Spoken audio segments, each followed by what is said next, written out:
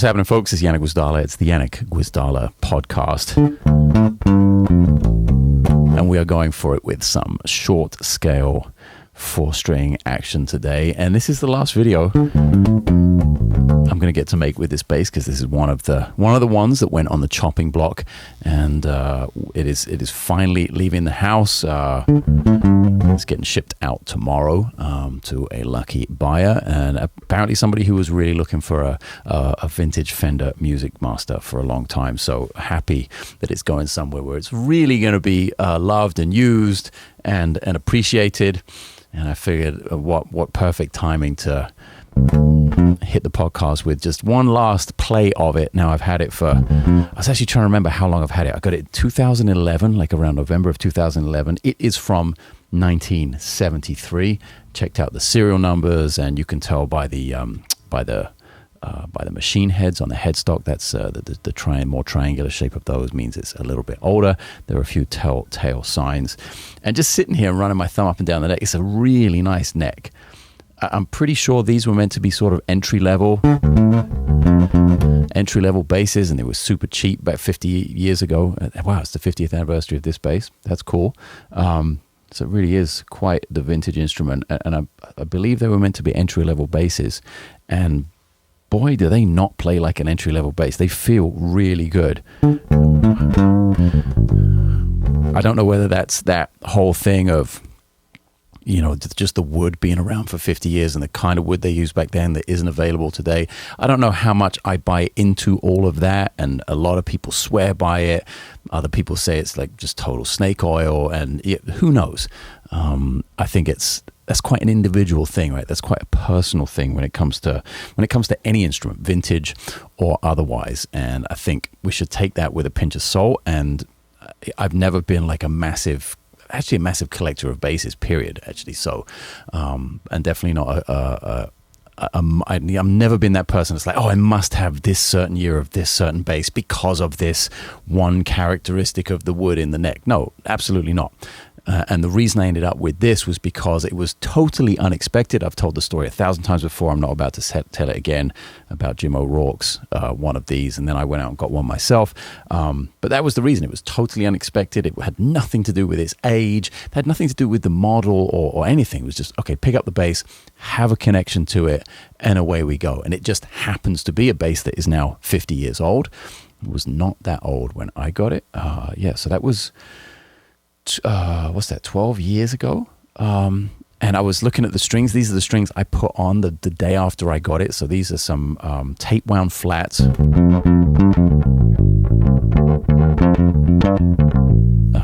which feel amazing. They're kind of well played in, and they feel like they've reached their maximum sort of sponginess and stretchiness.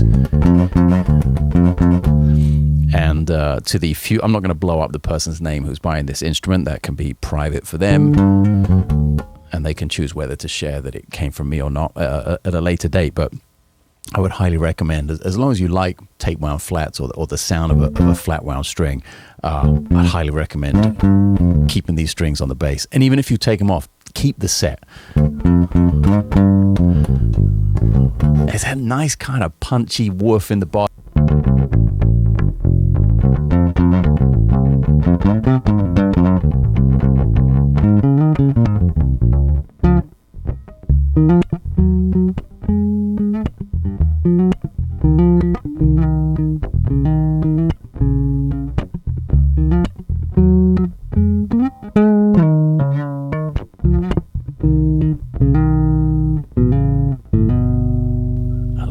Really nice instrument. And I thought I forced myself not to play it before I hit record here for the podcast, and I thought, like, oh, I know I'm going to get 10 minutes into this and start being really sort of having seller's regret and seller's remorse on this, but not at all. I'm happy to play it again for a few more minutes and play it for you guys, but I'm also really happy that it's going, and it's sort of that whole thing of like getting rid of almost all of my basses. Now we're a few weeks into this, and tons of them have left the house already. It's like getting pretty empty in here. There is no regret about it. So that's actually a nice feeling. Great to play the instrument one more time. And then really nice that it's going somewhere where it's going to be actually really played and really taken care of, and where somebody really appreciates it and will continue to do so. And I believe this person has been after one for quite some time, so that will fulfill somewhat of a kind of a grail base or a dream base or something like that. You know, when you want something for a long time and finally it's here. And what it's also helping me, playing this for a few minutes, what it's also helping me do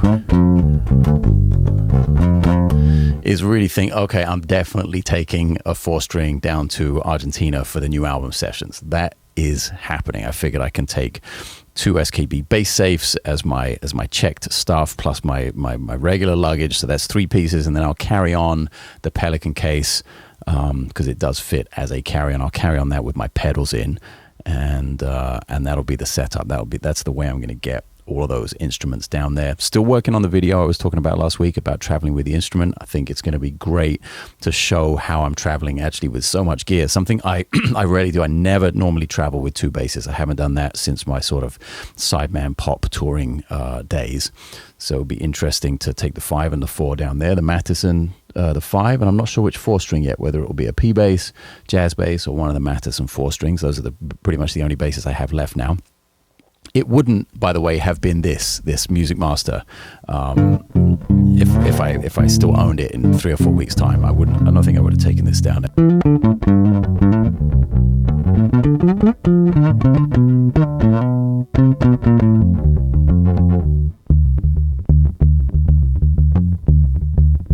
Although I don't know, man, you start to explore it, and you get those kind of really nice tones, like get in different areas of the neck.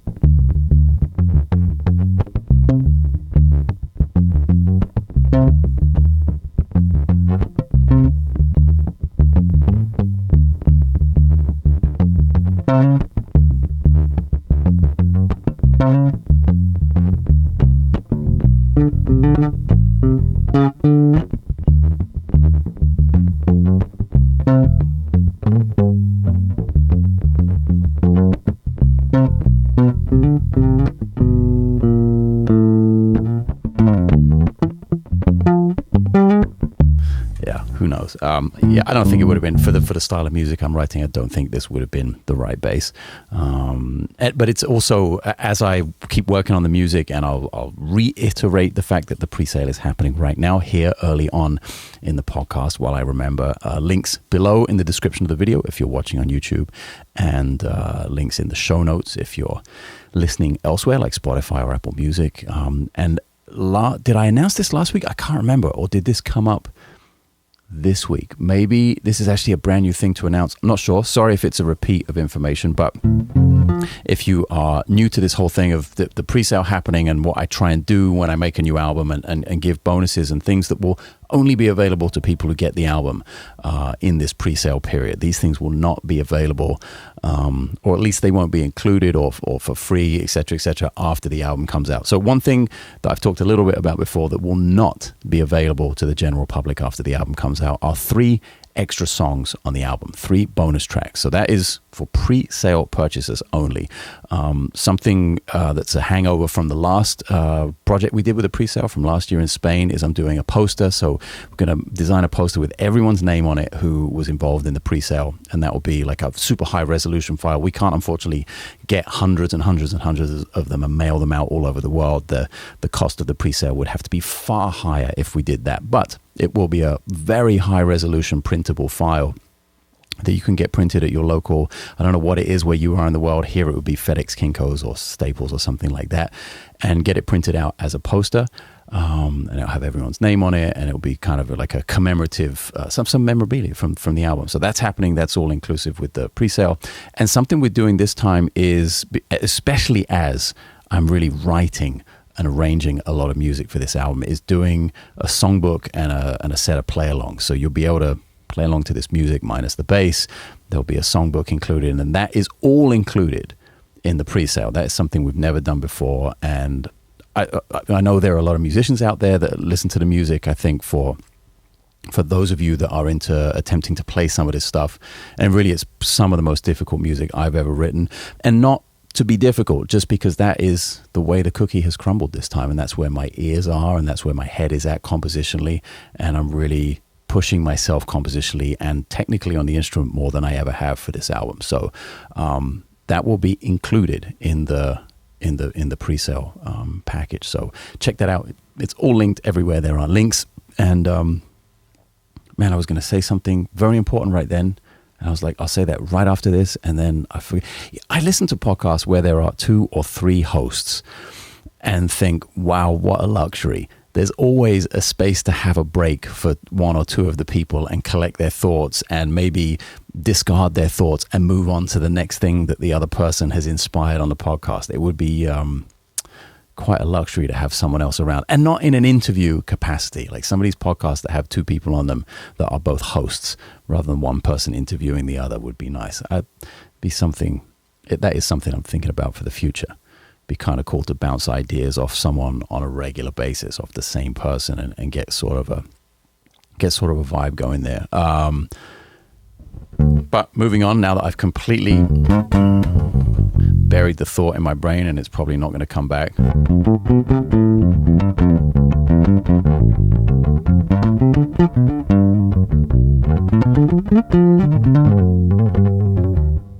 I think there has to be something, there's something to be said about traveling with a short scale instrument as well. I'd actually kind of welcome the challenge of doing one of my own tours, playing my own music with a short scale instrument and seeing how that changed the way I crate it up and ship it or check it, whether I would use a slightly different case, maybe not the bass safe, maybe even something smaller. Who knows? I haven't researched that yet, but that's something I'd be interested in exploring. And also how passive bass with flat wounds on it hits the pedals and how that might change the way I play, and how it probably is going to change the way I play if I take a passive bass with me, the 4-string, and how I'm going to have to build the pedal board kind of with that in mind to a certain extent. And I should probably talk about the pedal board a little bit that I'm going to use down there. I really want to play this bass though.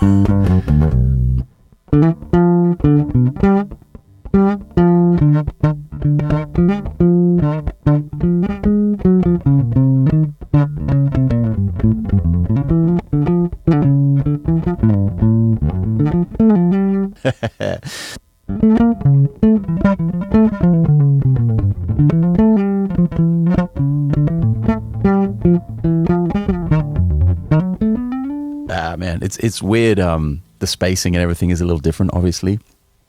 What am I going to have? This has just dawned upon me right this second. Am I going to have a short scale bass left? And the answer is, oops, no, I'm not.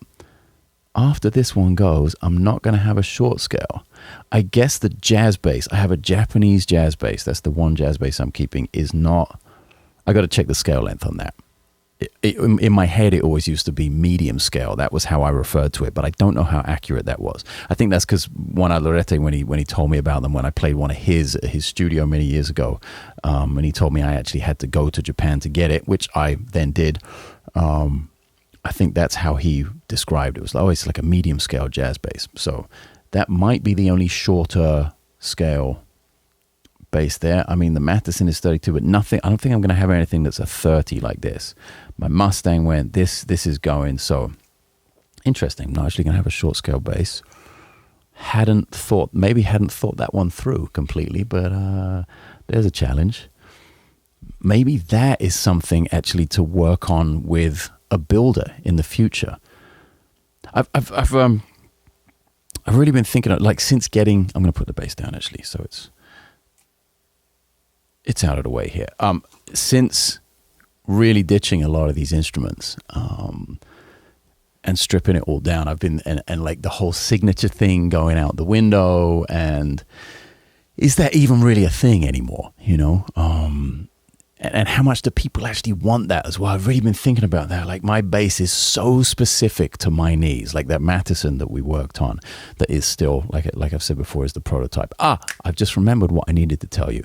For those people watching on YouTube, unfortunately fully aware of the dead pixels that are cropping up in the camera, and I know there are going to be little red and white dots on the screen. That will be fixed soon. I'm sorry about that. That got really bad on the very last episode I recorded, and I just need to like kind of switch my system. Actually, I think it's time for a new camera body, and it's just super expensive, and all eyes are sort of focused on the new album right now. So it's not going to happen before the record, but it is on my mind. So I apologize about that.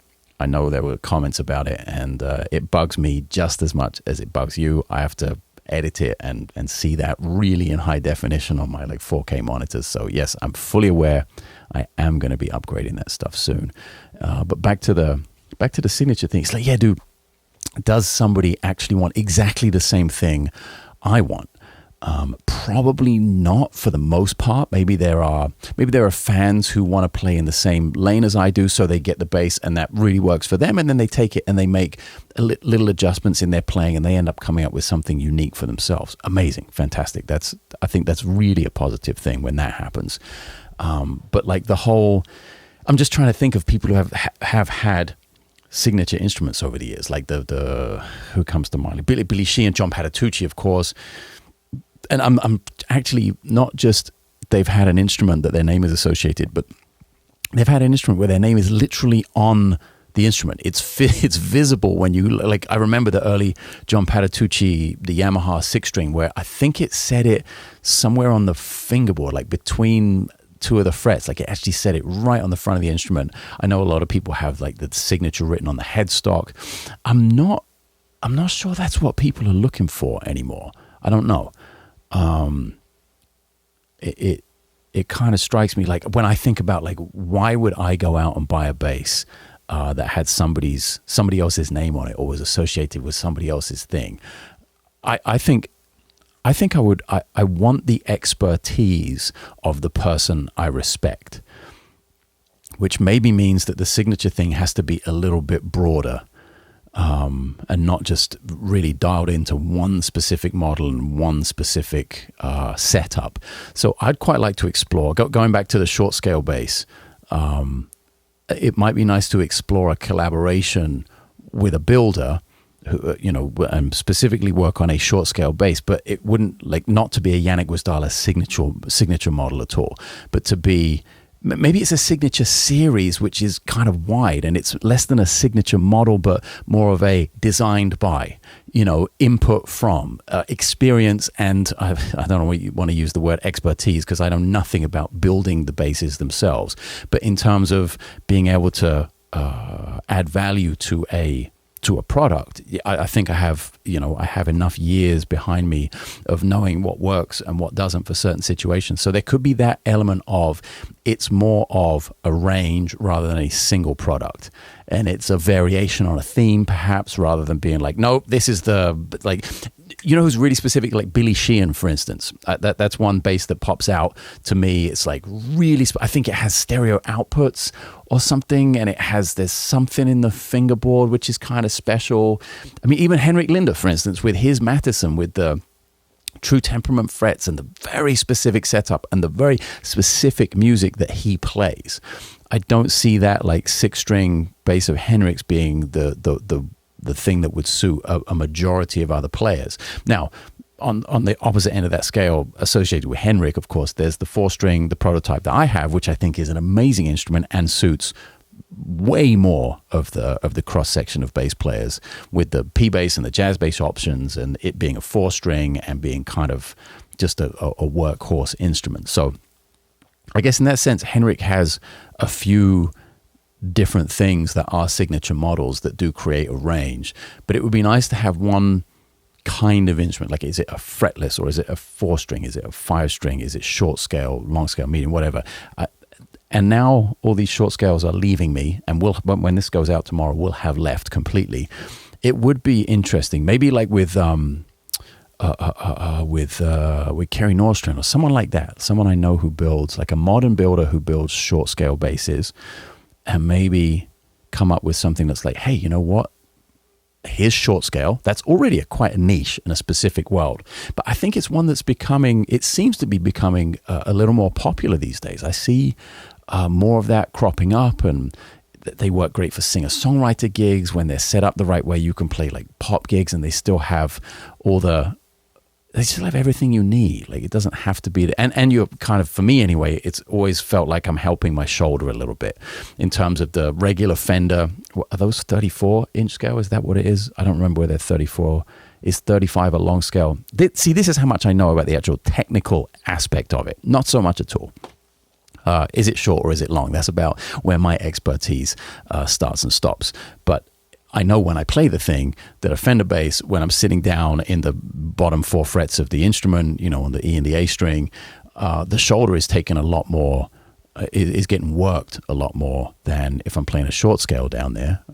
So there is some element of that I think, the short scale community, the short scale niche of basses is kind of maybe seeing a return to, or just a kind of rise to prominence a little bit more. And I think it's I think it started to become a legitimate member of a professional musician's sort of arsenal of instruments.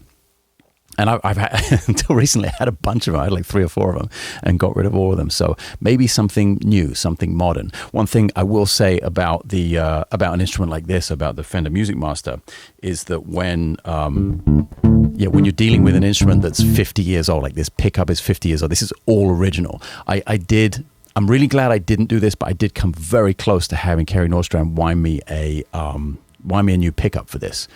I'm glad I left the original one in there, because now that can be the new owner's decision whether to do it or not, and it does end up being an all original, completely original bass, to the point where it's got all the, should we call it patina, because that sounds fancy. It's been beat to shit, basically. It's been used for 50 years, and you can see the paint chips in all the right places, thankfully. I don't think it's been thrown anywhere, but I'm sure a belt buckle here and there, and it's had chips around it. I mean, to me it looks beautiful. Like, I love the way this instrument looks, and it's faded in the right places. You can see maybe there was a sticker there at some point, or maybe that was the original Fender badge. You can see where somebody's played, behind the pickup a lot on the top string, and it's worn through it a little more down there. Maybe they were playing with a pick, I don't know. But as I'm saying all of this, it tells a story, and my point being that when you have an instrument like this, it ends up being something you have to take care of. It's not brand new. It doesn't have the warranty. There's none of that. You actually have to, I'm sure the new owner will have to, even, there's no cavity in the back. You actually have to take the pick guard off to look at the electronics. Even just a little, like, electrical spray or something in there would be probably good to clean it out. And then it can be their decision whether they want to replace the pickup and have a more modern, more consistent sound in it. But they do take a little bit of work. So I think that's probably why, one of the reasons I haven't been drawn to vintage instruments that much, because they take a little more upkeep than a modern instrument. And yeah, it would just be nice to perhaps work with someone and get all the things we love about a bass like this. It's quite a rich sound.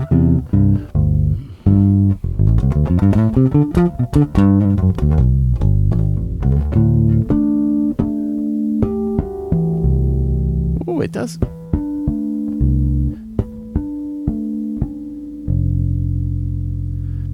I really dig pretty much all of it, and it just shows me, like, getting harmonics out of it and chords and being able to play melodies, but also bass lines and palm muting. It does remind me of how versatile a 50-year-old short scale bass is. So why not have a modern version of that? Maybe not as crazy as I can never remember how to say the name. Basically, Kerry's copy of the Goya Panther 2. Acronics, it always escapes my brain. But that bass with all the buttons on it, with the fancy EQ buttons and stuff, maybe not as complicated as that. Maybe 2 pickups, maybe not one like the Music Master. So 2 pickups and maybe volume, tone, something like that. Something really simple.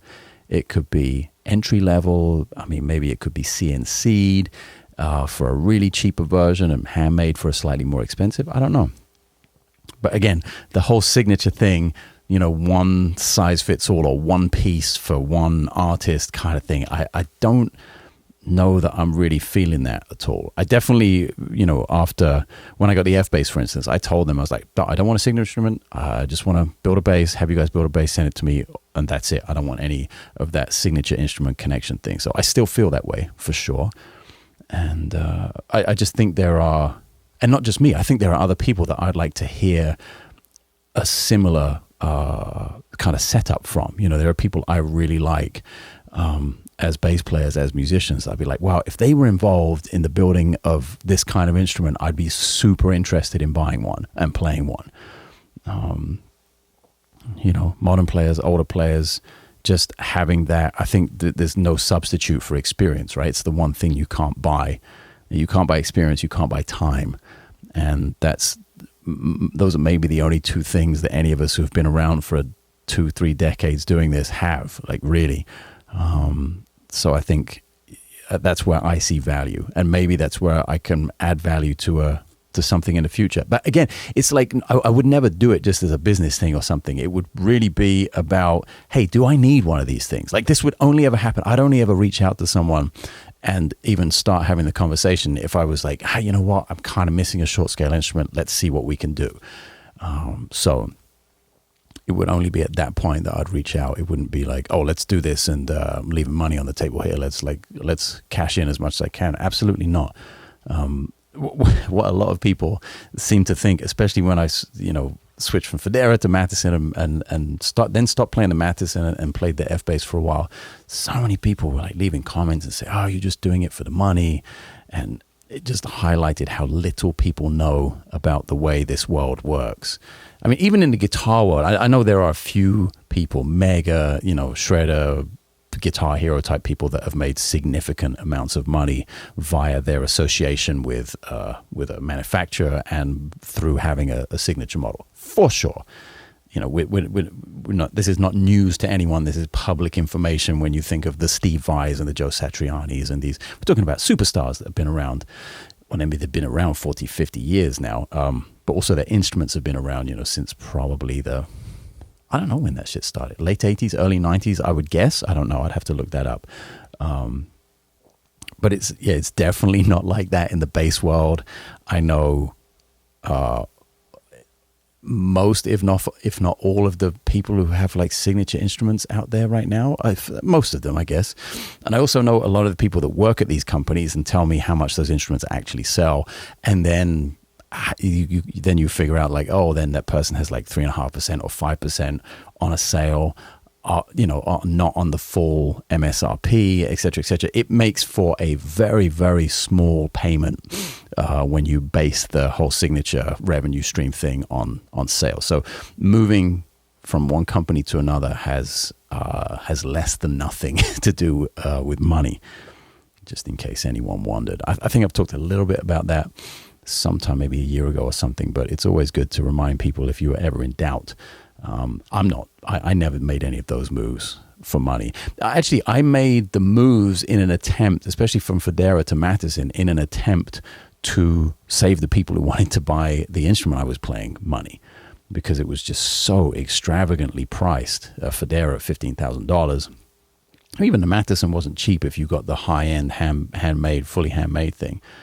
But again, the concept was to try and produce CNC instruments that would bring the cost way, way, way down. So now, at least, even though those situations are in the past and those business relationships are in the past, at least I have a lot of information that I gained from them and know way more now than I did 20 years ago. And again, if I were to approach a situation where my name was associated with an instrument, I definitely would want to try and make it something that was completely different from the old model of what a signature instrument is. I really think it should be an experience thing, designed by, you know, I think it's kind of like what Tosin Abasi did very, very cleverly. I don't think I could ever go this far, but he had signature instruments with, I want to say Ibanez, maybe even another company before that. But personally remember the Ibanez Instruments. And then the next thing you know, he has Abassi Concepts, and he has his own company. So it wasn't even that he went with Ibanez and it's like, oh, but Abassi helped design these things. No, Tosin went and started his own company and really did design them, and they are unique, and they look, the Abassi Concepts body is a completely unique, as far as I can tell anyway. I don't really think, like, even with the shorter body and the more compact thing without the wings, maybe you could say it was close to a Klein or something from back in the day, but it's not anywhere close. It really is a unique body shape. And there he is with his own company, really designed by him. So I think I take a lot of cues from Tosin in that sense, if ever I were to get involved in something again. I mean, I would really love, like, creatively speaking, it would be amazing to be a designer of instruments in my own company, because I could have so much fun with that and probably come up with some things that would be useful to a lot of people. And I don't think I'm unique in that sense. I think any bass player who knows what works and what doesn't, and who has been in a variety of situations, probably has the same information I do, in terms of, hey, this works, this doesn't, these things are really good, these things, hey, you don't really need them.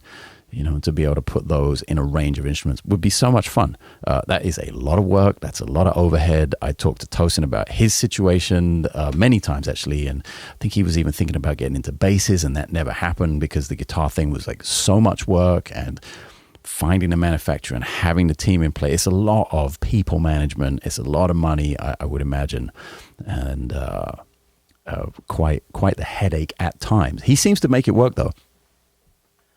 And the last time I saw him in a video, he was driving an Audi R8. So I don't think it's going too badly. Him and, who's it, Misha from Periphery, they both crazy into cars. I think Misha has a McLaren, like a P1 or something. Holy shit. So either Periphery getting a lot of downloads or streams, or maybe Misha has some products as well. I don't know. Whatever they're both doing, they're doing it right. That they're enjoying life and enjoying their cars, I guess. But yeah, it's an interesting. Literally just today, I've realized I don't have a short scale bass anymore. Once this bad boy gets boxed up and shipped tomorrow, so that is going to be interesting.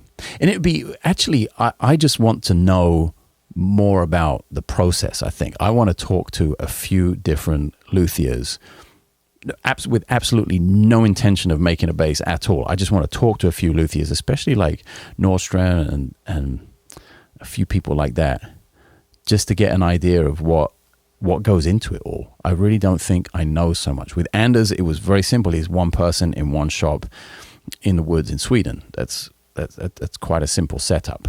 And as a result, didn't have like the business infrastructure to facilitate the wider reach that I was looking for with that situation. With Federa, it's a huge company, and they've got multiple people working for them, maybe a couple of dozen at this point. I don't know. I have no idea what their setup is. It used to be a lot smaller. It used to be Vinny, Joey, and Vadim. Very few people in the shop. Less than 10 people, I would imagine, when I first met them. But now I know it's huge, and they've expanded. So that's a whole thing right there. And then, of course, you've got like Yamaha and Fender and those kind of companies, which are just global corporations. So that's a whole different thing. But it's that sort of more connected, sort of middle ground and connected to the niche type of builder that it would be interesting to look at. People who do like more numbers than Anders, I guess, because Anders is more like Mathis is more like the mad scientist, making beautiful instruments and like not really churning out. He's not churning out hundreds and hundreds every year. But there are other builders doing multiple hundred units a year that are still small. They're not a corporation.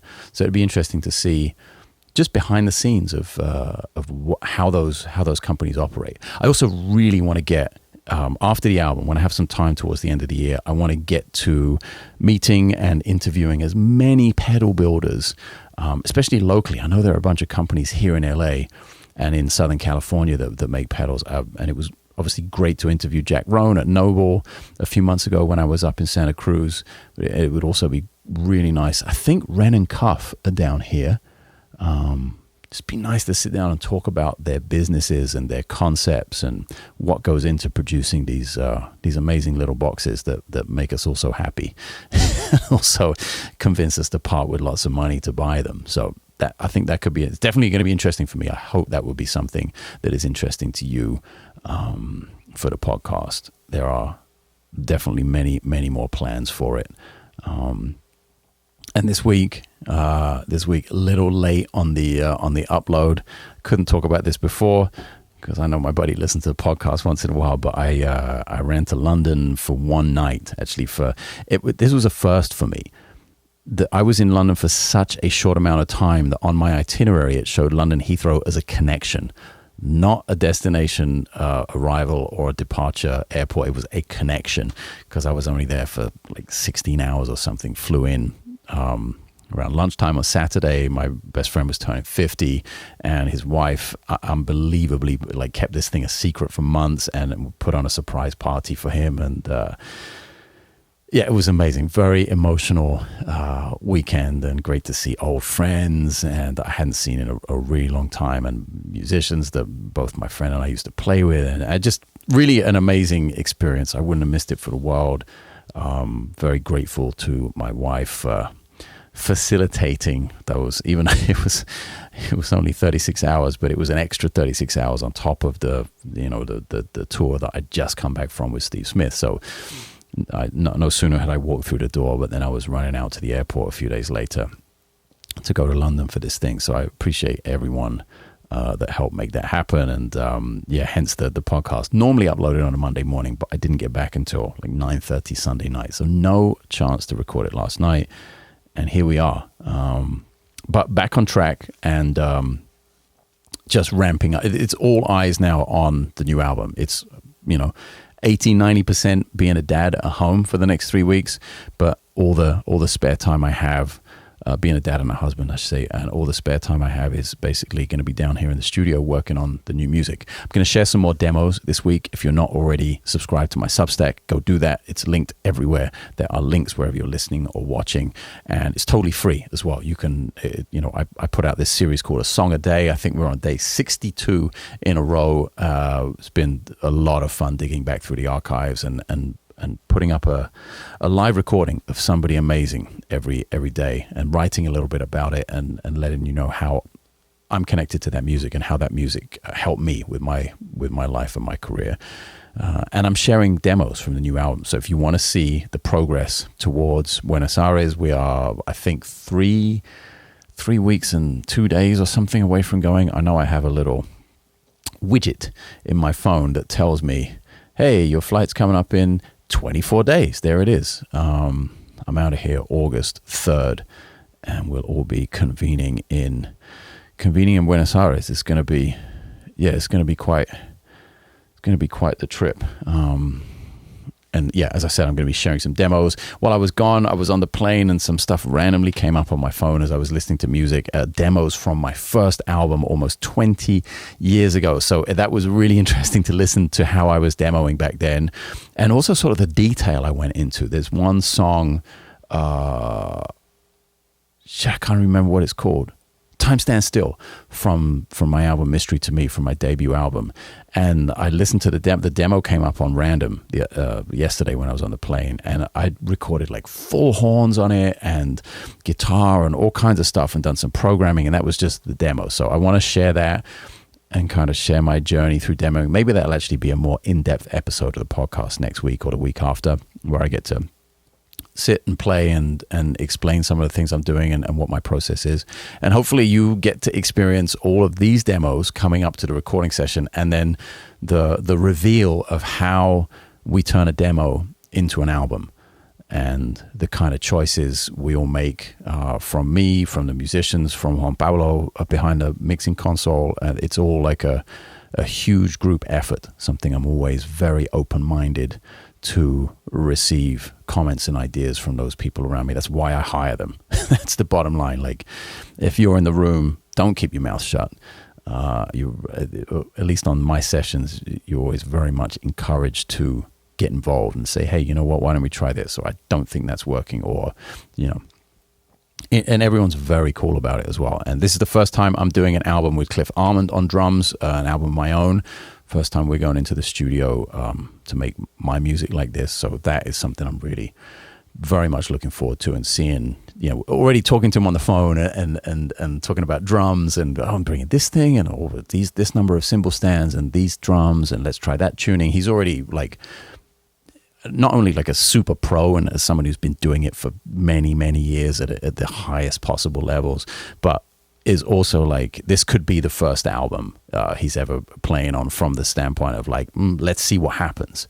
You know, I really appreciate that. It's the open-mindedness of someone with 0 days experience twinned with someone who has 30 years or more of experience. That is, yeah, there's like a childlike quality to that, which I really appreciate in a musician. That is a massive part of the criteria for hiring someone to play my own music. So all of those things go into this process, and that's what I'm sharing here, of course, in a podcast when I talk about it a little, but even more so when I share the demos and really show exactly what I do here every day as a musician, as a band leader, as an artist, and how I try and be as honest as possible with the process and with the final product. So yeah, pre-sale is going on. Links are below the YouTube video if you're watching on YouTube, and in the show notes if you are listening on a podcast aggregator. That's it. I'll be here next week, back on time, Monday morning, as long as there's a following wind and tide. And that's it. See you cats later. And it's bye-bye from me. It's bye-bye for the last time from the Fender Music Master from 1973. Okay, I'm not gonna get teary-eyed about it. That's it. I'll catch you cats next time. Later.